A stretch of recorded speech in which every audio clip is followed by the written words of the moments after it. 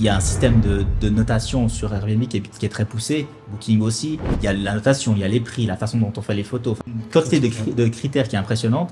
Et en fait, même quelqu'un qui mettra de la force et qui mettra de l'énergie à le faire, à la fin, il sera derrière nous, du coup, beaucoup moins rentable. Et en fait, ce qu'il aura gagné en nous payant pas, nous, à la commission, il va le perdre parce qu'on va le battre. Donc si nous, on arrive à faire 25% mieux qu'un privé, de toute façon, s'il avait fait avec nous, il aurait gagné plus en faisant rien. Et du coup, c'est un peu ça le modèle. Et dans le top 10 de Crans Montana, on a 6 ou 7 de nos appartements, sauf erreur. Sur ces appartements-là, on peut faire des fois 6 par rapport à d'autres sur Crans Montana qui ont plus ou moins le même appartement et qui le font de façon amateur. On peut avoir des réservations de 50 000 francs la semaine sur Airbnb, c'est des choses qui existent. Bah, mais s'il est à la Crans Montana, voilà. 300 000 balles la semaine. Voilà, exactement. Donc c'est Airbnb et Booking et autres plateformes, c'est tout à fait adapté pour le marché du luxe aussi. Hey, c'est Edouard, bienvenue dans l'After, le podcast dédié à l'immobilier et au monde du business en Suisse romande. L'objectif de ce podcast, c'est de vous permettre de continuellement apprendre même après votre journée de travail. Si vous appréciez le contenu, je vous demande une seule faveur, laissez-nous un avis 5 étoiles sur la plateforme que vous utilisez. Allez, bon épisode. Hey, bienvenue dans ce nouvel épisode. Aujourd'hui, j'ai la chance d'accueillir Alex et Geoffrey, du coup cofondateurs de Eva. Et de plein de business différents. Salut les gars. Salut. Merci beaucoup d'avoir accepté de faire le podcast aujourd'hui. Dites-moi peut-être, du coup, on se rencontre un peu aujourd'hui d'ailleurs.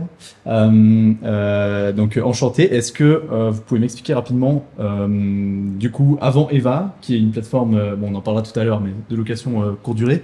Est-ce que c'est vos parcours avant de tomber un peu dans l'immobilier? Toi l'honneur. Vas-y Alex. C'est parti. Donc moi, mon parcours, j'ai commencé par faire l'Uni en sciences politiques à Lausanne. Ouais. Du coup, en parallèle de mes études, on a lancé avec Geoffrey Suisse Piscine, une entreprise de construction de piscines. Et en parallèle de ça, on a aussi lancé avec mes deux frères une entreprise qui fait du paysage, qui s'appelle Eli Paysage. Et puis voilà, maintenant, donc on est dans ce domaine-là depuis quelques années, donc Suisse Piscine, Eli Paysage. Et puis maintenant, il y a 1 an et demi, on a lancé Eva. Donc juste après en fait ces deux éléments parce qu'on s'est rendu compte qu'il y avait un marché et puis voilà. Rien à voir avec tes études. Rien à voir avec mes études, d'ailleurs on me le dit tout le temps, mais Sciences Po, Suisse Piscine, comment t'as fait quoi? C'est une très bonne question d'ailleurs, mais Et en fait, pendant tes études. Ouais, c'était pendant mes études, j'étais en deuxième année à l'Uni, donc il y avait passablement de job de lancer tout ça, mais en fait de base c'était mon job d'étudiant, donc en fait tous les étés moi j'allais construire des piscines. Et puis du coup, en fait, de fil en aiguille, je me suis rendu compte qu'il y avait clairement un marché à développer parce qu'il y avait énormément de demandes et puis c'était assez compliqué pour l'offre. En fait, il y avait pas beaucoup de piscinistes. Et puis c'est là en fait que de fil en aiguille, on a discuté avec Geoffrey puis on s'est dit mais en fait pourquoi pas lancer une société de piscine. Okay. Mais de base c'était uniquement de la vente, donc on voulait en fait aller là-bas et puis créer cette boîte Suisse Piscine et puis uniquement vendre des piscines pour la personne chez qui je travaillais avant. Et puis en fait on s'est rendu compte que c'était pas forcément idéal pour nous. Et du coup, en fait, on a proposé à une personne qui travaillait chez la personne chez qui je bossais, moi, en tant que job d'étudiant, qui avait énormément d'expérience. Puis on lui a dit, mais pourquoi, en fait, on se lancerait pas les trois et on lancerait pas, du coup, Suisse Piscine tous ensemble, quoi. Excellent. Ça, c'était en même temps que le paysagiste? Ouais, vraiment presque en parallèle. Okay. On a fait ça ensemble. Ouais. Donc la deuxième Suisse Piscine et le paysagiste. Exactement, ouais. Okay. Paysagiste, c'est vraiment mes frères, c'est plus eux leur domaine. Ok. Eux, ils sont dedans. Ouais. Ils étaient dedans, ok. Exactement, ils sont vraiment sur le terrain, par contre. Ok. Donc, là, je m'occupe de la partie administrative uniquement. Ok, ouais. Ça. Geoffrey, Du coup, moi, parcours complètement différent. À la base, j'étais dans la chimie. J'y ai pas fait longtemps. Après, je suis parti dans un bachelor en marketing et principalement marketing digital. Je travaillais dans des startups à Lausanne où j'ai un peu fait mes armes. Et puis, à un moment, je suis parti travailler au Swatch Group, plutôt dans le luxe. Plus près. Plutôt travailler dans le luxe et puis c'est à ce moment-là où le job était un peu plus ennuyant, il y avait pas grand-chose à faire et puis justement Alex il est venu vers moi avec cette histoire, le pisciniste lui dit ouais si tu me vends 2-3 piscines t'auras une commission. Moi, je me suis dit pour vendre des piscines c'est pas compliqué, il suffit de trouver des devis, il suffit de trouver des gens. Je me suis dit on va faire un petit site, on va faire un petit truc, toi tu vas faire la vente, moi je trouve les devis, je te trouve les contacts, on prend le rendez-vous et après toi tu y vas. Puis ça, on a commencé comme ça gentiment. Par chance, le nom Suisse Piscine n'était pas pris, donc directement on a pu se différencier un peu des autres et puis avoir un nom qui en imposait. On a démarré comme ça, on a fait nos rendez-vous. Finalement, derrière, ça n'arrivait pas à suivre pour la construction. On a eu cette opportunité avec Claudio, qui est notre collègue, du coup aussi un des cofondateurs de Suisse Piscine, pour lui qui s'occupe vraiment des chantiers, 25 ans d'expérience, donc vraiment quelqu'un qui s'y connaît en piscine. Okay. Lui s'occupe de la partie terrain et nous on s'occupe de la partie marketing, administration. Et c'est parti comme ça en fait. Ok. Comment t'es passé de la chimie au luxe Alors j'ai passé la chimie, donc j'étais en apprentissage en chimie. Après je trouvais le milieu un peu boring on va dire. Et du coup je me suis dit qu'est-ce que je fais d'autre. Après je suis parti en maturité. En maturité j'ai eu 2-3 cours de marketing et puis je me suis dit je repars dans les études. Je vais pas m'arrêter avec un CFC en chimie. Et du coup, je suis parti dans un bachelor en marketing. Puis après, là, c'était un peu plus ça. Genre, ça a fait vibrer un peu ma fibre entrepreneuriale aussi, parce qu'on avait beaucoup de projets, création d'entreprise et autres. Et du coup, c'était plus cool. Et après, on a lancé Suspicine, Nelly Paysage. Alors, moi, j'aide un petit peu, mais je suis pas dedans. Et après, on est parti sur différents projets. On a aussi fait un projet même dans la cosmétique à un moment. Il y a un projet startup qui a pas forcément fonctionné. On a lancé des fermes verticales aussi. Qui a moyennement fonctionné et après finalement on a lancé Ava avec notre dernier associé Jimmy Lou qui est pas là non plus aujourd'hui et puis là ça fait un peu sens finalement entre la construction l'immobilier ça nous a mis des contacts et tout. Il y a beaucoup de synergie. Il y a beaucoup de synergie exactement. Bien sûr. Et ok, du coup comment c'était au début le lancement de Suspicine, parce que maintenant vous êtes quand même pas mal là. Vous êtes combien en tout maintenant? Ouais. On est 7 personnes maintenant chez Suspicine. Donc Ok. ça va. Enfin, ouais, c'est juste une bonne équipe, c'est une bonne taille humaine, quoi. C'est assez simple aussi pour la gestion. Mais au tout début, en fait, on était que les trois. Donc on était Geoffrey, Claudio et moi. On s'est lancé comme ça. Voilà, on avait toute une prévision salariale, surtout les masses salariales. Enfin voilà, on avait tout le monde de l'entrepreneurial on n'avait aucune idée, hein, parce que on ne se rend pas compte, mais une petite PME comme ça, quand on n'a pas forcément de fiduciaire, quand on n'a pas forcément de compétences dans la comptabilité et autres, de tout lancer, c'est pas forcément évident.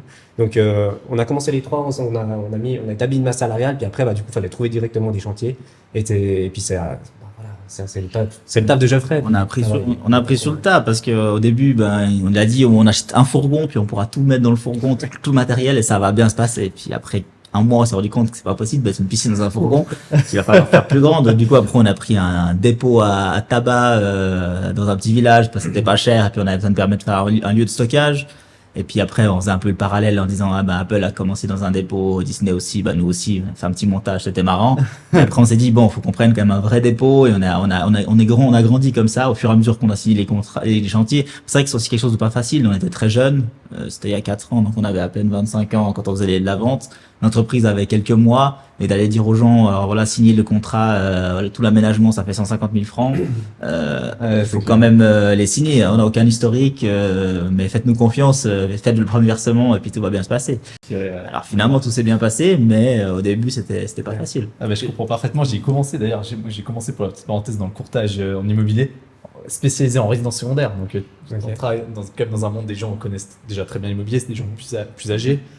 Qui achètent une deuxième résidence, donc souvent plus cher. J'ai commencé à 20 ans. Ouais. Du coup, je ressemblais vraiment à rien du tout. Je pouvais être le fils, voire le petit-fils de la plupart des clients, et j'étais en train de leur vendre des chalets. Enfin, bref, ça n'avait pas beaucoup de sens. Mais c'est comme ça qu'on apprend. Hein. C'est c'est un très bon apprentissage, je pense, de passer par là. Il n'y a rien de mieux. Ouais, clairement. Ça me fait juste penser, il y a une petite anecdote, mais une des premières piscines qu'on a faites, et une des premières ventes qu'on a faites, c'est un client que j'estime énormément, qui a une très grande expérience de plein de marchés différents, qui a un parcours qui est aussi assez surprenant. Et il nous a fait confiance, et son aménagement pour lui, c'est quelqu'un de très très maniaque, qui est extrêmement, il est vraiment hyper minutieux. Et en fait, il nous a fait confiance. Et encore aujourd'hui, j'arrive pas à comprendre comment il nous a fait confiance, parce que c'était franchement, on sortait de nulle part. Et pourtant, on a fait un aménagement qui est extraordinaire. Franchement, c'est une très très très belle piscine. C'est un des plus beaux projets qu'on a fait encore jusqu'à maintenant, et qui était extrêmement complexe. Et tout ça pour dire que voilà, on a beau pas forcément avoir de mine à partir du moment qu'on est carré, et puis qu'on va. C'est la piscine on a fait au centimètre, dans le sens elle fait 7 mètres 24. 7,24 par 4,24. Parce qu'en fait, c'était pour qu'il y ait aucune découpe de dalles sur toute la terrasse. On a placé la piscine au milieu. Il y a aucune découpe. Il y a tout qui est parfait, tout qui est au centimètre près. Tout est aligné, alors que c'est une maison vaudoise avec un pan qui descend vraiment sur les murs. Donc tout est aligné. Il y a 2 niveaux, mais on a quand même tout aligné. Mais pour faire cette piscine, moi, j'en ai pas dormi. T'as même pas aidé, j'en ai pas dormi. Mais trop bien. Enfin, le résultat est incroyable. Ok. Et après, ça s'est assez bien enchaîné. Alors après cette première expérience. Oui, alors ça va. Il y a tout le temps je pense que les mêmes problèmes, on les rencontre tous un peu au même moment, enfin en tout cas d'après ce qu'on a pu discuter avec d'autres entrepreneurs. On se rend compte qu'on a des problèmes de délai, après on a des problèmes de commande, après il y a le Covid qui est arrivé. Alors le Covid, un méga Covid. tremplin, hein, parce que pour nous, les aménagements extérieurs, la piscine, les gens ne sont pas partis. Ouais. On n'avait pas anticipé ça, mais du coup c'était un boom incroyable. Mais l'autre partie, du coup, c'est un peu le revers de la médaille, c'est qu'il faut faire super attention, le nombre de chantiers que tu prends, que tu puisses assumer tout ça. Marchandises. La marchandise qui arrive au bon moment et qui arrivait pas pour le Covid, donc c'était très compliqué. On a beau, nous, ça faisait que 2 ans qu'on était sur place, donc on n'avait pas un cash flow qui était extraordinaire. Et il a fallu vraiment réfléchir au concept et puis tout commander en masse, prendre un peu de risques pour être sûr de pouvoir continuer à bosser. On les a fait et ça a finalement bien fonctionné. Puis après, on a eu un peu des problèmes de délai, surtout aussi avec la météo, hein, parce qu'on est, enfin, le monde de la piscine, c'est extrêmement complexe, on se rend pas compte. Quand on vend une piscine, on se dit super, 150, 100 000 balles, enfin, je sais pas, ça dépend. Mais tout le travail qu'il y a derrière, de planification, d'organisation, de réorganisation, parce qu'il y a un truc qui a pas fonctionné, parce qu'on a, voilà, il y a tellement de domaines différents dans la piscine, l'électricité, le sanitaire, la construction, la maçonnerie, le terrassement, le paysagisme, enfin, c'est tous des domaines qui sont tous liés et il faut être plus ou moins bon dans tout si on veut faire quelque chose de bien. Ouais. Et on se rend pas compte à quel point c'est tricky et puis nous, ça a été bien. L'année passée, les inondations, le lac de Châtel qui débordait, etc. Ben, pour nous, c'était pas la joie parce que les piscines, c'est l'été, on n'a pas beaucoup de mois pour travailler. Donc s'il pleut tout le temps, c'est toujours un peu compliqué. Ah ouais, c'est clair. Ouais, parce qu'il y a tout plein de domaines quand tu poses des piscines, quand tu installes des piscines. Du coup, ça, vous gérez, vous supervisez un peu tout ça ou bien c'est toujours les architectes qui sont venus Non, vous pouvez construire une piscine c'est tout nous qui gérons le projet de A à Z en général. Ah ouais. C'est très rare. La plupart des projets, il n'y a même pas d'architecte qui invoque, enfin qui participe. Ouais. Mais ça peut aussi arriver qu'on travaille avec des architectes. Donc non, ça c'est vraiment quelque chose qui est géré à l'interne chez nous par Alexandre. Vous avez des partenaires artisans de tous les domaines. Non, alors franchement, on a pratiquement tout à l'interne. Presque tout. L'électricité, on n'est juste pas habilité à le faire, donc on le fait. Techniquement, on est capable de le faire, mais on le fait pas. Ouais. Parce qu'on les fait avec les électriciens. Ouais. Et puis toute la partie, par contre, maçonnerie, c'est nous qui faisons. Le terrassement, c'est nous. Aménagement extérieur, c'est nous. Sanitaire, c'est nous. Ouais, voilà, on a pratiquement toute la chaîne parce que justement, on s'est rendu compte que si on délègue ce genre d'éléments-là, dans la majorité des cas, on a des problèmes. Ouais, Donc du coup, de tout avoir à l'interne, on sait exactement comment on travaille, et on a tout ce contrôle. On connaît nos produits. On connaît nos produits, on connaît exactement comment ils fonctionnent. C'est beaucoup de soucis en moins de travailler de la sorte. Donc Ok. c'est Mais ça veut dire que dans les sets, alors vous avez un sanitaire, un maçon et. On a des gens qui sont très débrouillés. Ah, Ok. Ils sont très multi-casquettes. Alors après, bon, il y a aussi l'entreprise Elite Paysage. Donc Ouais. Elite Paysage s'occupera plutôt de la partie gros œuvre, terrassement. Et nous, ici, on arrive à gérer la partie, bon, même bétonnage, parce qu'on a un produit qui est top, coffrage perdu. Mais après, on peut gérer toute la partie technique, sanitaire et même électrique. Ouais. Ok. Chez les paysages, tu vois, on est 10 personnes. Donc c'est aussi un peu, on a un petit peu plus de marge de manœuvre et puis du coup on peut se permettre de faire des projets aussi en parallèle et puis on s'entraide aussi dès qu'on a un souci ou autre, bah on peut se passer du personnel. Enfin, c'est méga cool, c'est une bonne relation, quoi. C'est cool. Ouais. Ah ouais, ok, c'est vachement complémentaire. Et du coup, et Eva là-dedans, ça sort d'où? Parce que du coup là, c'est plus rien à voir avec la piscine. Non, alors Eva, ça vient, on va dire que c'est un peu, on va dire qu'on a notre troisième associé Jimmy, lui, il faisait déjà de la location Airbnb depuis 3 ans à peu De près. 3 ans, ouais. De 3 ans, il avait des appartements qu'il avait achetés dans le Valais, il gérait déjà ça un petit peu, puis lui, il avait un peu capté le bon filon. Avec le Covid aussi, étonnamment, ça a plutôt été un boost. Alexandre, qui avait aussi certains appartements à Crans-Montana, ils avaient discuté ensemble, ils avaient un peu essayé de regarder, mais il avait toujours un peu fait de façon amateur, en faisant des petits tests. Et puis un jour, comme on avait déjà dit, on a fait ce projet de ferme verticale, les 3 ensemble, Oui. les 4 même, peu importe. Et puis du coup, on a vu qu'on aimait bien travailler ensemble, et puis que dans le futur, si on s'est toujours dit, si on pouvait faire un truc, on trouve une synergie, ça pourrait être cool. Et puis un peu par hasard, moi j'ai vu cette mode qui venait des États-Unis de faire de la gestion locative courte durée, de tout ce système de conciergerie. Et puis du coup, Jimmy le faisait, Alex avait des biens, on a un peu discuté, puis on s'est dit, on va utiliser les biens d'Alex et de Jimmy pour développer notre concept et puis aller à l'étape supérieure, arrêter d'être des amateurs, puis vraiment trouver un processus qui soit le plus optimisé possible. Donc moi qui suis dans le digital, Jimmy qui est spécialisé aussi dans la digitalisation, l'ingénierie, etc. On a fait une étude de marché, on a fait des recherches pour trouver les meilleurs outils qui existaient, comment on pouvait les connecter ensemble, comment on pouvait les améliorer. Et finalement, au fur et à mesure on a fait environ 1 année, on va dire, de recherche et développement, où on a fait des tests, on a comparé nos résultats, on a testé des choses pour arriver à un produit fini qui est finalement Eva, qui est cette solution clé en main pour les propriétaires. et qui nous a permis après de nous lancer. Donc vraiment, au début de l'année, on a vraiment commencé à chercher des clients, alors Ok. que l'année passée, on a plutôt travaillé pour nous, pour faire cette recherche et développement. Et là, on estime que notre produit, il est au point. Ok, et là vous êtes concentré uniquement sur le court terme alors. Pour durer.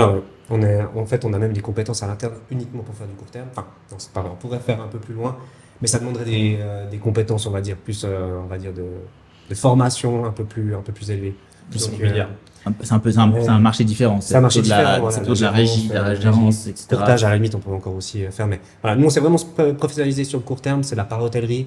Donc, c'est jusqu'à Ouais. 3 mois consécutifs de location. Et là, il y a, voilà, c'est un peu le créneau qu'on a décidé de prendre, c'est la location touristique, mais pas que. Maintenant, ça a un peu changé parce que depuis le Covid, il y a énormément de personnes qui voyagent en télétravail et puis du coup, qui se permettent de prendre un appartement pour quelques mois simplement pour bosser.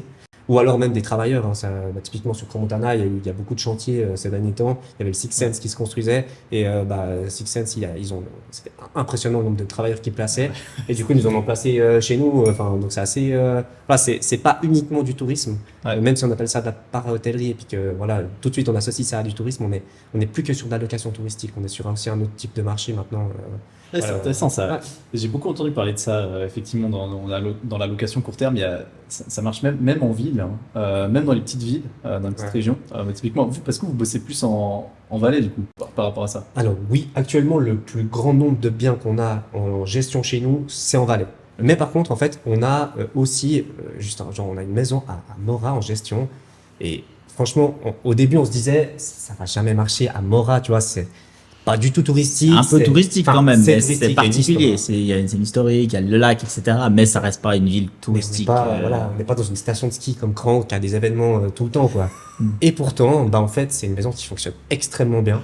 Donc on est vraiment, c'est largement d'ailleurs mieux que si on avait fait du long terme avec. Donc Ok. les clients sont enchantés et en fait on se rend compte qu'il y a des gens, donc du tourisme en fait là, des gens qui viennent par exemple d'Arabie Saoudite, et ils décident de venir à cet endroit-là parce qu'en fait ils estiment que c'est à peu près le milieu de la Suisse, qu'on est assez proche de la Suisse allemande, on est assez proche de la Suisse romande, qu'il y a pas mal de trucs à faire et tout.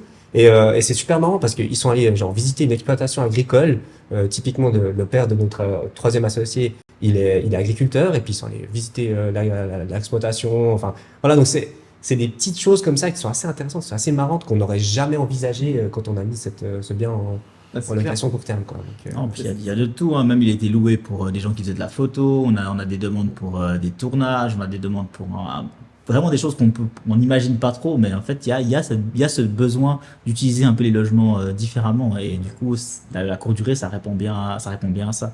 Ouais, ok, d'accord. Et donc, mais vous faites quand même principalement des locations dans les stations de ski quand même, ou pas forcément du coup? Historiquement, oui, on a un peu commencé. On est très fort à Crans-Montana, Nanda, Loèche-les-Bains, enfin vraiment les stations un peu plus connues, mais vraiment pas que, parce que maintenant on est descendu en plaine. On a certains biens en plaine, Martigny, Sion, Ouais, ok. qui fonctionnent très bien. On est remonté, on a eu à l'époque à Genève un petit peu, même si Genève au niveau de la réglementation c'est un peu plus compliqué, c'est un peu différent. Il y a pas les mêmes droits. Donc ça va. Cette réglementation va aussi toucher la Suisse de manière plus globale, on pense dans les prochaines années. Après, il faut vraiment aussi choisir les endroits. C'est sûr que dans les endroits où il y a un problème de logement, c'est peut-être pas l'endroit où il faut aller mettre des centaines d'apparts en Airbnb, parce que ça peut aussi causer des problèmes à la population. Mais à l'inverse, il y a des endroits où il y a des liens un peu plus froids, où on peut proposer ça. Alors, comme dit, le Valais est un endroit, mais le canton de Fribourg, il y a énormément de choses aussi à faire. Même dans la région de la Broye où on est aujourd'hui, il y a le lac, il y a le tourisme, il y a Estavayer-le-Lac, il y a des choses à faire et peu importe où est le logement, s'il est fait, on va dire, par des professionnels, il y aura toujours assez de clients. Il faut juste être mieux placé que les autres pour répondre à cette demande. Et dans le canton de Fribourg, par exemple, la demande est inférieure. Il y a plus de demandes que d'offres pour l'instant. Donc il y a vraiment un potentiel à Fribourg. Ok. Après, il faut faire des biens qui sont intéressants au prix du marché et avec un service qui suit. Bien sûr, ouais. Et comment vous gérez, du coup, je me suis toujours demandé ça, pour gérer à distance un logement comme ça en Airbnb, quoi. Donc vous avez des personnes sur place qui s'occupent de tout ça tout le temps, quoi. Donc pour le ménage et tout, vous avez des équipes importantes. Non, alors ça c'est un peu en fait, c'est un peu notre recette. C'est la recette Ouais. qui fait, c'est tout ce qu'on a mis en place, tout le back office en fait qu'on a de cette gestion immobilière. C'est ce que tu disais avant, c'est un an de travail. C'est un an, on a fait 30 000 recherches différentes Mhm. et on a plus ou moins tout automatisé. Donc, c'était un travail énorme. Et en fait, c'est aussi ça qui fait que c'est un rentable pour nous, parce que il faut que, pour qu'une entreprise puisse perdurer, il faut que ça soit rentable. Et c'est aussi rentable pour nos clients propriétaires, parce que bien sûr, eux, ils cherchent aussi de la rentabilité avec ça. Donc, du coup, voilà, on va pas pouvoir tout dire, bien entendu, mais c'est vraiment tout le travail qu'il y a derrière. Mais tout est automatique. Vraiment. On va dire 85% du process est automatique. Donc la réservation, la partie message, toutes les informations sont données au client. Le client a aussi une application qu'il peut utiliser on lui donne toutes les infos. Donc ça va répondre à 80% des questions. Après, nous, on a des personnes ici qui vont répondre aux messages. Donc, si tout d'un coup, l'information qu'on a donnée n'a pas été suffisante, en général, elle est suffisante. C'est juste que la personne ne l'a pas lu, ne l'a pas vu, ou n'a pas voulu la voir. Et du coup, là, il a la possibilité de nous contacter directement via les plateformes Airbnb, Booking ou autres. Tout sera centralisé chez nous et nous, on aura des personnes ici ou ailleurs qui travaillent pour nous, qui vont répondre dans les plus brefs délais. En général, on a un taux de réponse en dessous de 2 heures, donc plutôt rapide, de moyenne. Et après, pour la partie ménage, alors là, nous, on travaille avec des entreprises externes dans chaque région qui sont formées à notre process et qui vont s'occuper des départs. Mais pareil, même cette partie ménage est automatisée avec des applications qu'on a développées, qu'on utilise et puis qui nous permettent de vraiment avoir le moins possible d'humains dedans. Parce qu'évidemment, malgré ce qu'on peut penser, on prend une commission, etc. Mais cette commission n'est pas énorme. Si on fait un calcul, des fois, on gagne par réservation peut-être 10 francs. Et du coup, pour que ce soit intéressant, il faut pas qu'on passe 6 heures dessus, parce que sinon ce sera pas rentable. Ouais, c'est clair. Donc du coup, il faut que ce soit automatisé. Ouais, tout à fait. Ouais. Peut-être ce qui peut être intéressant d'expliquer, c'est un peu comment ça fonctionne d'un point de vue un peu général. Ouais. Si tu veux bien, on a ce qu'on appelle un channel manager. Un channel manager va nous permettre en fait de recevoir toutes les informations sur une seule plateforme. Donc, par exemple, tu as une location sur Airbnb. C'est Airbnb, notre appartement qui va être sur Airbnb va être lié à ce channel manager. Depuis ce channel manager, en fait, on gère tout. Donc, on gère le bien en question, mais on gère aussi la communication, on gère toutes les informations liées au bien et on gère toute la messagerie automatique avec un hub de communication. Et ensuite de ça, le cleaning qui vient aussi être, on va dire, l'information du cleaning va être donnée via le channel manager. Ah, okay. Et ensuite de ça, en fait, on a des satellites, donc tout plein d'applications satellites qui vont communiquer avec ce channel manager pour en fait donner toutes les informations qu'on a besoin, autant aux clients locataires qu'aux propriétaires, qu'à nos property managers qui sont ici, donc qui travaillent pour le bien, et comme ça, et au cleaning. Comme ça, toutes les informations sont centralisées à un endroit et ensuite de ça, on dispatch. Okay. Et ça nous permet d'économiser pas mal de temps, d'automatiser beaucoup de systèmes. Mais c'est vrai que la dimension humaine, elle est quand même hyper importante, déjà pour la communication, parce que comme tu disais très justement, on a toujours des questions. Ouais, ça c'est ça, voilà, ça fait partie du jeu. J'ai toujours dit que c'est Ouais, le problème c'est de location qu'on gagne. C'est un problème, en fait, c'est marrant parce que j'ai entendu dans une de tes vidéos, tu disais que c'était un problème. Et d'un côté, je suis d'accord, parce que si on prend notre année de test, quand on faisait notre année de test, on avait une dizaine de biens seulement. Ouais, okay. Et on était 3 à fond dessus, on gérait, on faisait tout nous-mêmes et on essayait d'automatiser au fur et à mesure. Mais cette période-là, elle était ultra stressante. On avait tout le temps des soucis, on avait tout le temps du stress et tout. Puis on s'est dit, à un moment, on s'est dit, mais comment on va faire pour avoir plus de biens? Parce qu'il faut qu'on engage tellement de personnes pour pouvoir gérer ça. Et paradoxalement, maintenant, on est à plus de 50 biens et je ressens plus du tout ce stress parce que tellement, comme je dis, 95% des problèmes est réglé de façon automatique. Ouais. Et le peu de choses qui restent, on a ces property managers qui travaillent et qui vont gérer. Et d'où il y a plus que un petit pourcentage qui va arriver chez nous. Et c'est vraiment tout l'inverse si un privé le fait.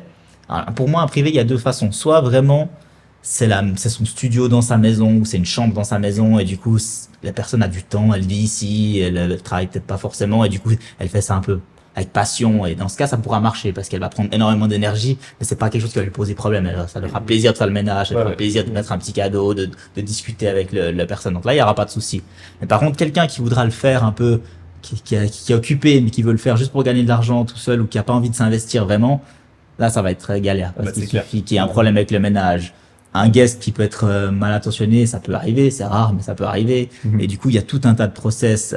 Et si c'est géré par un non-professionnel, c'est énormément de travail et énormément de soucis. Ça va aller de bien 2-3 fois, mais les 5, 6, 10 fois par année où il y aura un problème, au niveau mental, ça va être pénible pour la personne.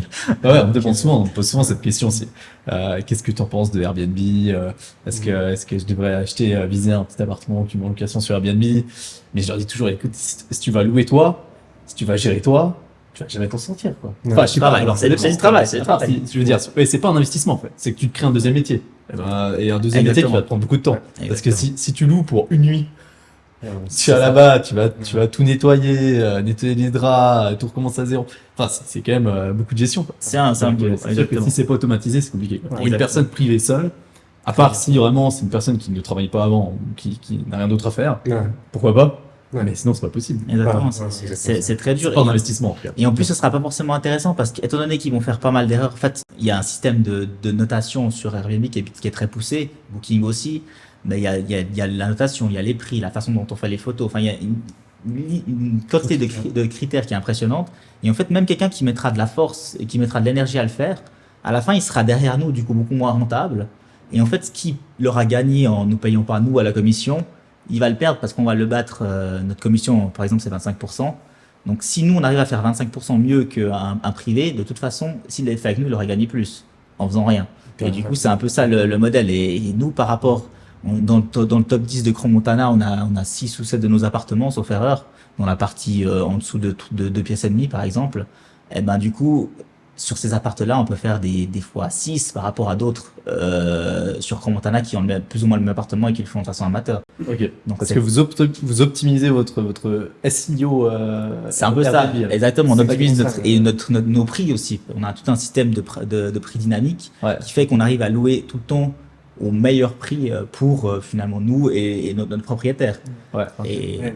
Airbnb Booking, ils sont super malins. Ce qu'ils ont fait, c'est qu'ils ont fait un système de communication qui est extrêmement bien fait. Ah ouais, ouais. Du coup, bah voilà, ils sont tout le temps mis en avant. Donc nous, avec notre propre site, parce qu'on a aussi un site internet qui nous permet de louer nos biens, mais personne ne nous trouvera jamais. Mais du coup, on utilise ces plateformes-là pour qu'on soit loué. En fait, eux, ce qu'ils utilisent, c'est ils mettent en avant les meilleurs. Ouais. Donc pour les mettre en avant, ils créent par exemple un système Genius pour Booking. Où là, c'est encore un poil différent, c'est parce qu'il y a la commission qui est un peu plus élevée pour Booking. Donc du coup, comme c'est plus important, pour on eux, fait un rabais supplémentaire pour les clients. les clients Les ont un bons clients rabais. Booking. Et puis eux, ils nous mettent plus en avant, donc du coup on a plus de locations forcément, mais par contre on paye aussi un petit peu plus cher, mais ça vaut clairement la peine parce qu'on a un taux de remplissage qui est beaucoup plus élevé. Ouais. Et Airbnb a une solution un petit peu différente, c'est que eux en fait, ils vont travailler sur ce qu'on appelle un statut de super host. Les statuts de super host, Ah oui. c'est en fait la notation, tu dois avoir par exemple 4,8 de moyenne au minimum sur ton logement, donc 4,8 sur 5, tu dois avoir zéro annulation, enfin 0,1% d'annulation, tu dois toujours, enfin tout ce genre de choses là. Et en fait, ça, c'est très très malin parce que du coup, ils mettent en avant les meilleurs pour en fait avoir le plus de locations possible sur ces biens-là. Ouais. Du coup, ça leur rapporte à eux, bien entendu. Et en plus, les gens généralement sont satisfaits avec ces clients-là puisque nous, on est super host et puis que C'est du ça. coup, C'est ça qui est vraiment une- important en fait. C'est c'est que vraiment une boucle. le but, c'est que les clients Airbnb et- soient satisfaits. Donc, ils vont les pousser vers les gens qui savent satisfaire les clients. Bien sûr. Et Et je pense que pour nous, on a compris exactement comment fonctionnait cet élément-là. Toutes nos annonces sont super host. On n'a pas un seul compte qui n'est pas en super host. Ok. Et c'est vraiment compliqué. Mais on met toute notre énergie là-dessus. C'est-à-dire qu'on fait attention à ce qu'on n'ait jamais de problème. On pose des questions à nos clients pour s'assurer, donc les clients locataires, pour qu'ils passent un bon séjour. On fait vraiment, on a vraiment tout optimisé cette chaîne pour que le séjour d'un de nos locataires se passe au minimum à 4,8, enfin, à 80% bien Ok. au niveau de son bien. Ouais, ça doit être dur de gérer ça. Vous faites des locations des fois avec une seule nuit ou pas? alors, Ça, c'est- on a toujours bloqué. Historiquement, on a bloqué à 2 nuits. Ouais. Et maintenant, on a mis en place, donc de nouveau, comme je disais, on a pas mal d'algorithmes aussi qui tournent à côté, en plus des plateformes qui existent.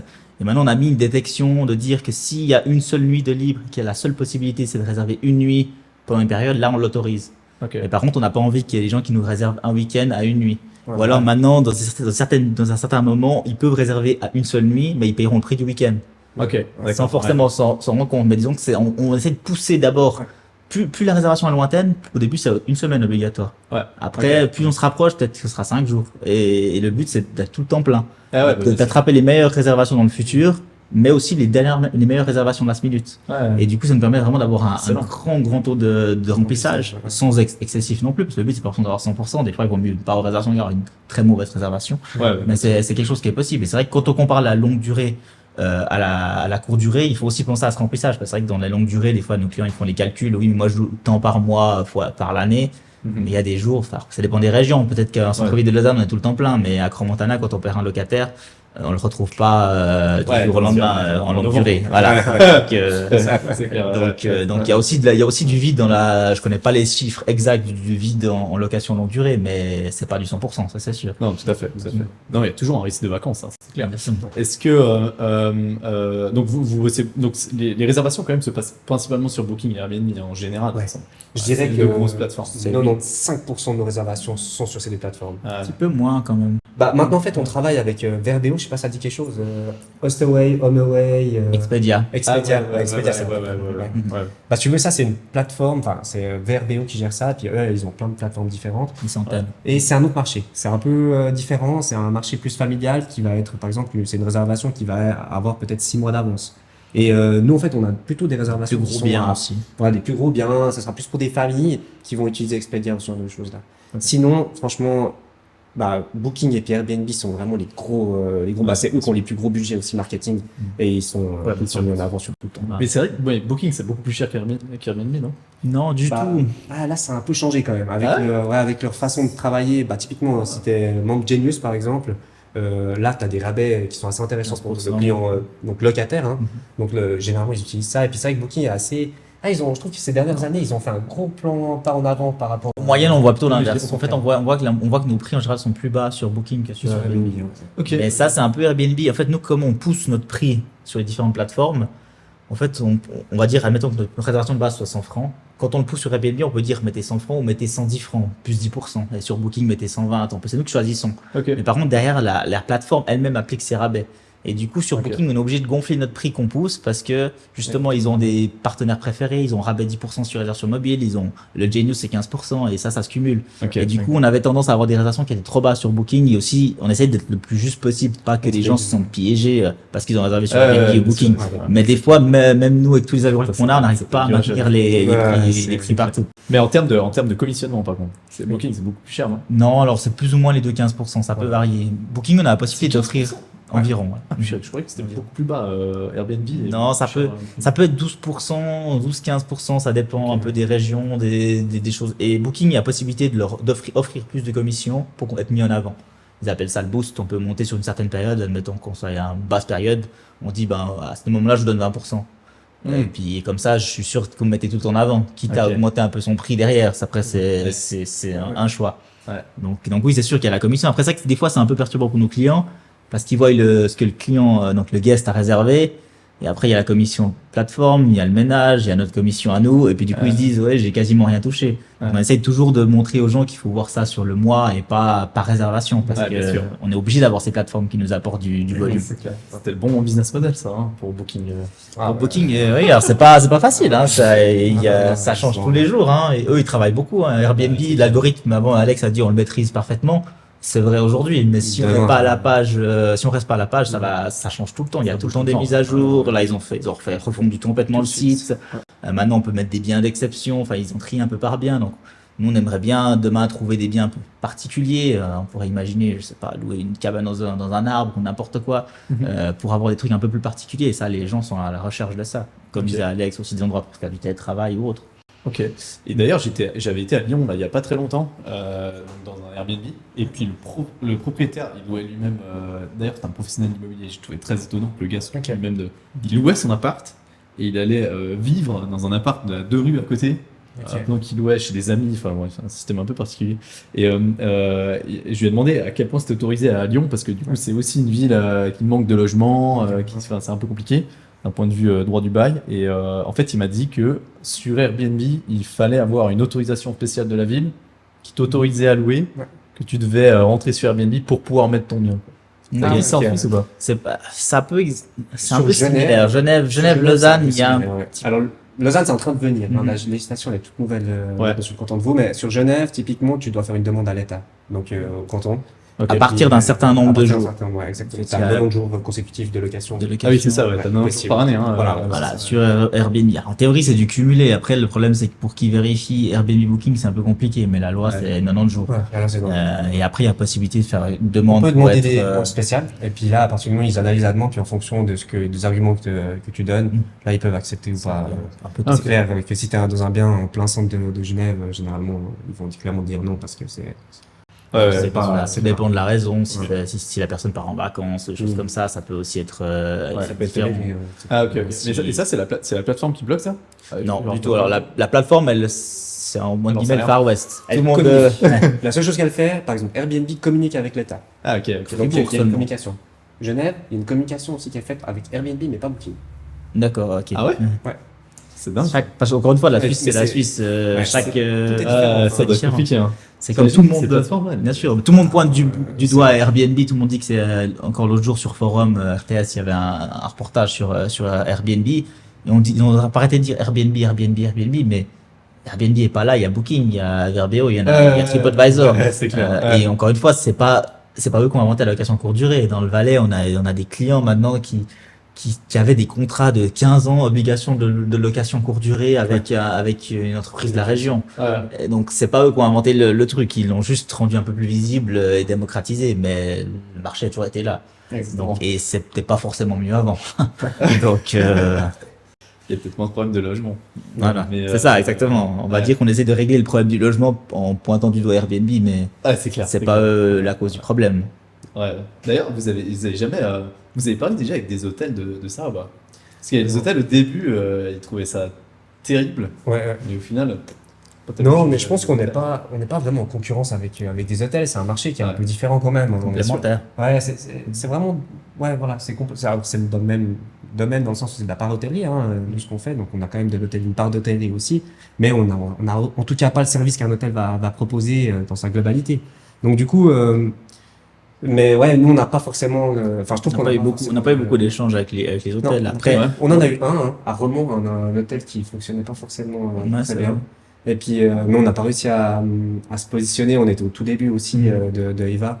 Et du coup, on n'a pas non plus mis l'énergie à 100% là-dessus. Mais je pense que notre système pourrait quand même être super intéressant Pour un hôtel. pour un hôtel parce que finalement, il y a certains points qu'on pourrait en tout cas optimiser puis améliorer dans la façon de gérer. Et si on match ça avec eux, la façon dont ils ont de gérer aussi d'un point de vue service, je pense qu'on pourrait avoir des super synergies. Hein. Donc pour aider à remplir les hôtels. aider à Par remplir les exemple, hôtels, par exemple. Après, il y a aussi une complémentarité dans le sens où, par exemple, dans le Valais, maintenant, dans les stations, la plupart des hôtels, ils ont fermé après Pâques.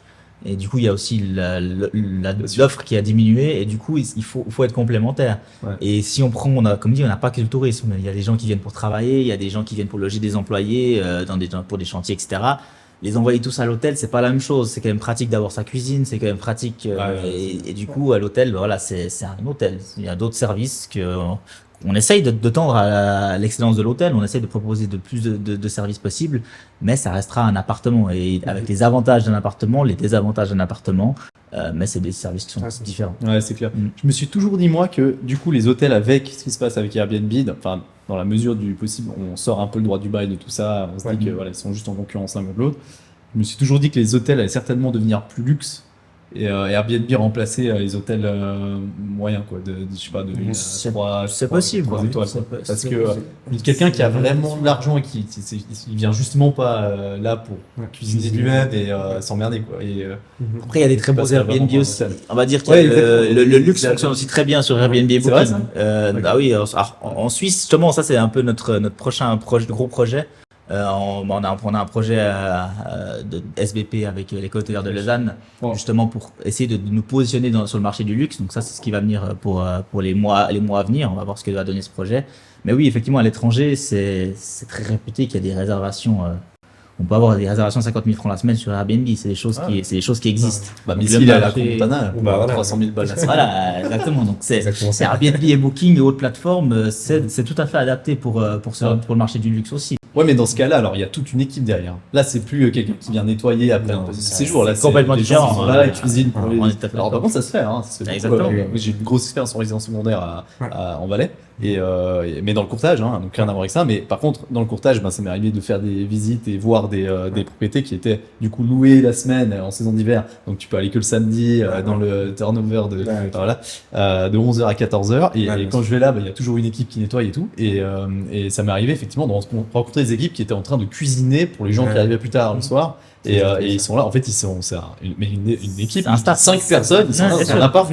C'est un truc de fou. Hein. C'est un service qui est extrêmement compliqué, Ah ouais, qui est, enfin, pas compliqué, mais qui est complexe et qui va qui est à part entière. On peut pas, puis chaque bien a un service différent et même chaque client a un service différent. Ouais. Du coup, c'est un projet avec la chaîne qui va être super intéressant.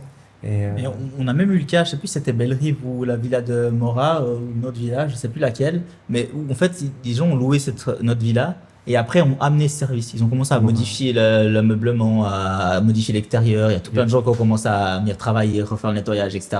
pour transformer finalement la villa en bien de luxe pour les clients qui allaient arriver. Donc c'était une entreprise intermédiaire qui qui a loué notre bien pour le proposer après à d'autres clients. En termes Ok. d'intimité, D'accord. ils ont mis des paravents un peu partout pour que les fenêtres soient pas forcément en plein jour vis-à-vis du voisin. C'était hallucinant. Ouais, On Ils sait ont pas fait qui était dedans, on sait pas qui était dedans, mais ouais, c'était voilà. staging Donc, pour une personne et c'était tout un staff qui était fait pour faire ça. Quoi. qui était Donc, fait ça. c'était- Donc ça, c'est aussi quelque chose Ouais, c'était assez. qu'on aimerait faire à l'avenir, pour essayer d'avoir un autre Ah, marché. je pense. Par contre, c'est une grosse organisation. Hein.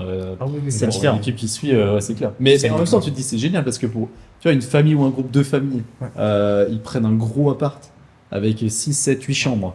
Ils ont un énorme séjour. Donc, où ils peuvent passer du temps ensemble. Ils ont toute une équipe qui font le service, Ouais. qui est Ah, derrière, c'est sûr. qui est là H24, plus ou moins. Et puis, ils ont quand même tous leur chambre. Enfin, par rapport à une suite d'hôtels, c'est mieux encore. Oui, C'est clair. mais bon, c'est un pas autre service. le- Quoi. c'est différent, encore une fois, c'est différent, c'est ce que Mais ouais, les gens aiment. Mais Si je rebondis par rapport à ce que tu as dit avant sur le fait que par exemple, l'hôtel 3 étoiles pourrait peut-être être remplacé par un système type Airbnb, je pense que c'est pas forcément tout tort. Alors remplacer certainement pas, mais Non. en tout cas d'avoir une complémentarité parce qu'on se rend de plus en plus compte qu'il y a de plus en plus de possibilités d'amener du service complémentaire à des biens type en gestion sur Airbnb. On peut par exemple proposer à des gens d'avoir des petits déjeuners directement sur place en travaillant avec des acteurs locaux, comme un artisan par exemple qui fait une boulangerie. On pourrait très bien les mettre en lien les deux via une plateforme aussi, donc toujours avec ces éléments satellites que j'expliquais avant. Et puis que du coup, la personne qui est dans le bien Airbnb, il commande son petit déjeuner et que le matin, le boulanger, lui, il a reçu la commande et il va amener son petit déjeuner à la personne qui est en haut. Et du coup, je pense qu'il y a pas mal de synergies qui peuvent être développées sur le futur et du coup, ça sera même pas sur le futur parce qu'on le fait déjà. on fait enfin. déjà, exactement. On a déjà une à application qui permet grande de. échelle. Alors, c'est encore un peu en phase de test, mais on a déjà une application qui permet aux locataires de. Donc, on appelle ça de l'upselling aussi, qui permet de commander son déjeuner, qui permet de réserver un massage, qui permet de commander un cours de ski, etc. Donc, ça, c'est aussi un service supplémentaire qu'on propose aux gens. Dans l'application, ils ont possibilité de réserver un restaurant, dans le cas d'avoir des adresses, une liste de conseils. C'est un peu le petit partenaire. C'est comme s'il y avait le. Parce qu'Airbnb, on aime. Alors, historiquement, c'est quand même je vais chez l'habitant, même si c'est plus du tout le cas. Ouais, Mais c'est du ça. coup, certaines personnes recherchent encore ce fait d'aller chez l'habitant pour qu'il le conseille, pour qu'il les guide. Et du coup, nous, on a fait ça via une application qui permet d'avoir ce petit guide de poche et qui permet aussi de communiquer avec nous pour nous poser directement des questions. Ouais, ok. Il y a un chatbot. Alors Il y a ça, c'est la ChatGPT. c'est la prochaine Ouais, étape. On est en train d'étudier la possibilité de connecter ChatGPT avec nos différents. Il y a déjà d'ailleurs certains. Oui, en fait, non, c'est un de nos partenaires le propose. Une de nos plateformes le propose, donc c'est aussi en phase de test et ça va arriver, ça va arriver. Ouais, c'est clair. De nourrir en fait l'intelligence artificielle avec parce que derrière dans chaque appartement il y a une sorte de fiche technique de l'appartement où tout est expliqué qui est pour nos équipes. Donc que faire s'il y a une fuite, qui appeler, quoi, comment, qui est le concierge, comment on contacte. Ouais. Tous les problèmes sont listés là-dedans potentiels et avec une solution. Et du coup demain on pourrait imaginer donner ça à une AI pour qu'elle apprenne à utiliser l'appart et fasse les réponses automatiquement aux clients. Ouais, tout à fait. En ce cas pour 99% des cas. Ouais, absolument. Donc ça c'est Ok. pas possible. Du coup, c'est quoi les objectifs pour la suite entre Eva, paysagisme, piscine, etc. Rénovation. Ouais. Ah ouais, l'innovation, ouais, du coup, il y a un Rénovation. nouveau Il y projet a de rénovation réno, qui arrive. Ouais. Ouais. Là, c'est. Il y a Suisse Renault qui arrive, Ouais. qui arrive sous peu, exactement. Donc là, comme avec Aiva, on propose déjà du home staging, mais là, on va aller plus loin. Donc nous, on a déjà rénové certains appartements qu'on achète parce qu'on achète aussi avec Aiva des appartements et on les rénove. Mais maintenant, on va le professionnaliser un peu pour utiliser cette expérience qu'on a finalement dans la construction et proposer aussi à nos clients de faire des rénaux pour optimiser à la fin leur rendement. Parce que c'est vrai que ça, c'est aussi quelque chose. Quand on voit la situation actuelle avec les taux qui explosent, il y a de plus en plus de personnes qui pourront plus se permettre de laisser leur maison de vacances vide toute l'année. Et du coup, nous, c'est aussi ce service qu'on aimerait proposer, de dire, même si vous cherchez pas une rentabilité exceptionnelle où on la pousse au maximum, mais juste de rentabiliser votre bien, c'est aussi quelque chose qu'on peut proposer. Si les gens veulent pas avoir trop de monde, vont en profiter souvent, pour nous, c'est pas un souci, on le loue le reste du temps et ça permet pour eux de combler les trous. Ouais, tout à fait. Ouais, et puis il y a un autre axe aussi qu'on est en train de pas mal développer, c'est on a des gens qui viennent chez nous, typiquement pour une résidence secondaire, mais aussi pour de l'investissement, et puis ils nous demandent en fait de nous occuper de l'entièreté de la chaîne, depuis le moment où en fait ils nous disent voilà, j'ai un budget de 200 000 francs, j'ai envie d'avoir un appartement qui vaudra donc au maximum 200 000 francs dans une région X, et nous en fait on s'occupe d'aller chercher le bien, de l'acheter en fait via la personne du coup qui sera propriétaire, de la gérer ensuite de ça en gestion court terme, et puis là il y a deux possibilités, soit elle l'achète en résidence secondaire et du coup elle y va de temps en temps, ou alors elle fait vraiment purement un investissement, et puis du coup il y a une certaine rentabilité qui va venir par rapport à ça. Et du coup, on propose aussi ce service-là, puis on aimerait bien sur le futur de le mettre aussi un peu plus en avant, parce qu'on commence à avoir, enfin, on a une expertise maintenant assez élevée dans tout ce marché-là de trouver la bonne occasion qui fonctionnera bien avec le modèle qu'on a créé chez Eva. Avec la courte durée. Avec la courte durée. Pas tout à fait la même chose que. Pas sur du long terme, mais Exactement. C'est pas les mêmes biens qui vont fonctionner. C'est quelque chose de très différent, et pouvoir offrir ce package complet, homestaging, rénovation, achat, et puis après, comme il disait, soit sur résidence secondaire, soit vraiment optimisation et puis rentabilité. Parce que c'est vrai que même en passant par une entreprise, on peut penser, ils prennent une commission de 25%, je serais pas rentable par rapport à longue durée et autres, mais tout dépend des régions. Mais en général, on arrive à être à 2 fois plus rentable, on va dire entre 30 et 100% plus rentable que de la location longue durée. Donc ça varie.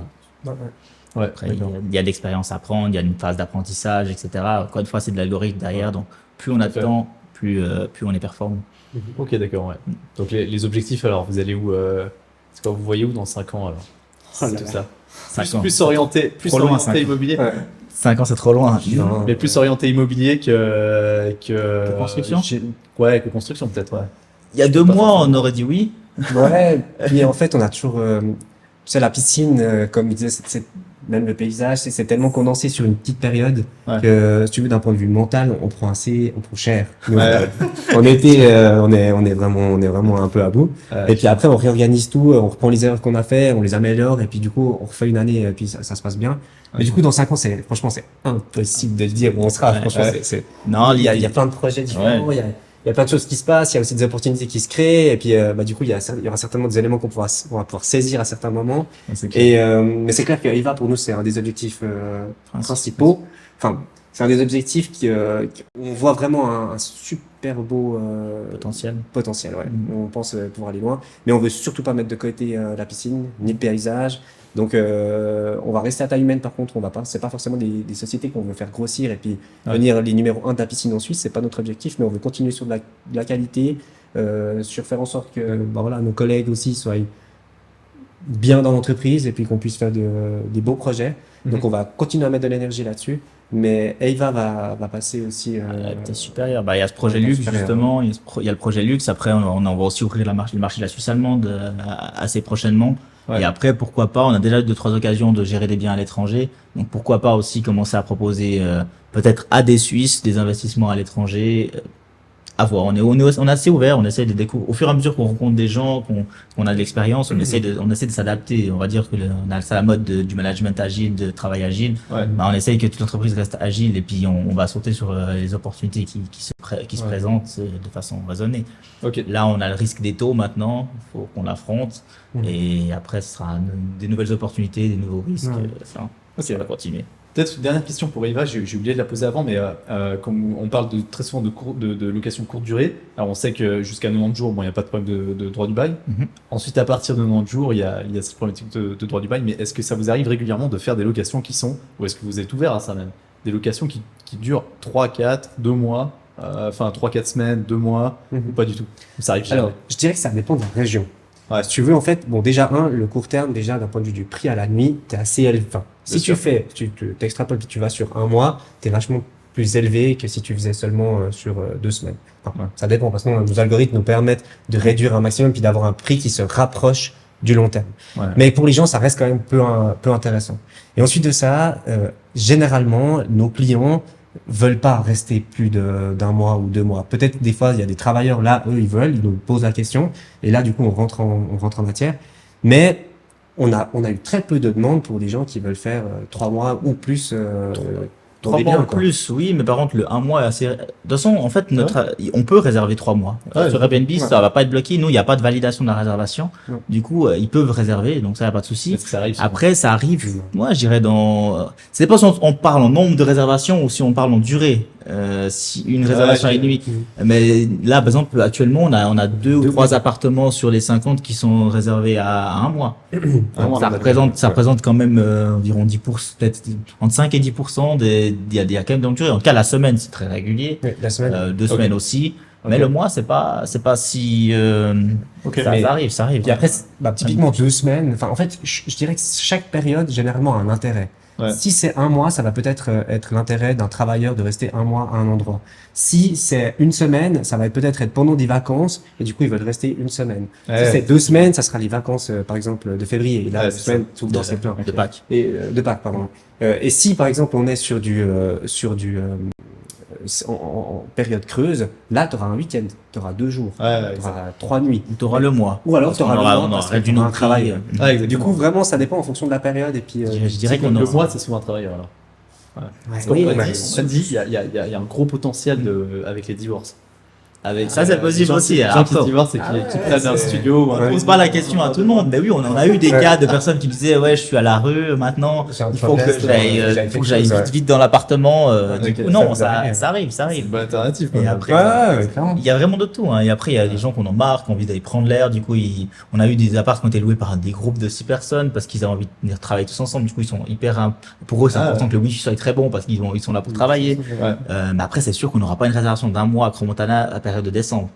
Parce que Ouais. c'est des prix qui sont, Ouais, bien sûr, qui sont bien sûr, énormes. mais Il y a personne qui va vouloir mettre, personne. Non, j'imagine Il y a que c'est des plus gens- c'est la réservation plus. Voilà, Enfin, c'est plutôt, ouais. ça dépend des périodes. On Ouais, va dire c'est que maintenant, à Crans-Montana, on a pas mal de réservations au mois. Ouais, à Cette cause des période-là, travaux. parce que et même parce que c'est creux et je sais.